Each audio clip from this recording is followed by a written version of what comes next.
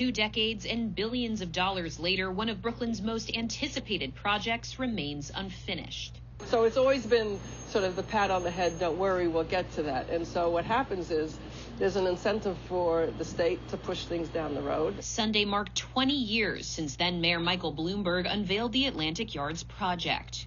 This will create construction jobs, it will create housing, it will create fun and excitement and reasons for people to come not just to Brooklyn, but to come to New York. It came with the promise of an arena in Prospect Heights, Barclays Center, and bringing the New Jersey Nets to Brooklyn, both of which happened.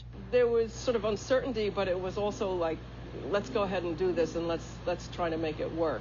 Regina Ford-Cahill has lived in Prospect Heights for nearly half a century. She says the city and the sole developer, Forest City Ratner Companies, planned a new school, 8 acres of open space, and commercial and residential real estate, including up to 6,430 apartments, 2,250 of which were supposed to be affordable housing units. But 20 years later, 3,212 apartments have been built, and 1,374 are affordable. After 20 years, the rail yards are still undeveloped, and most of the project's open space is incomplete, and 877 affordable apartments have yet to be built. 6 buildings were supposed to be constructed above Vanderbilt Yards, located on 2 plots of land east of Barclays Center. But today, the rail yards have not even been covered. Now we're stuck with so many different changes in the road and turns in the road and like, oh, we're going to do this, we're going to do that, and never really listening to the community. Forest City Ratner went into partnership with Greenland USA in 2014.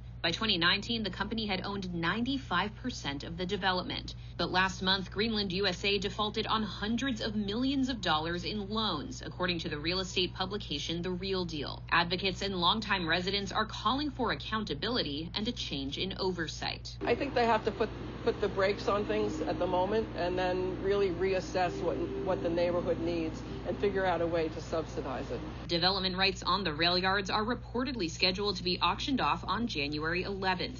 Meanwhile, the next developer has until May 2025 to make good on the remaining affordable housing units. We reached out to the New York Economic Development Corporation, which oversees the development, but have not heard back. In Prospect Heights, Rebecca Greenberg, New York 1.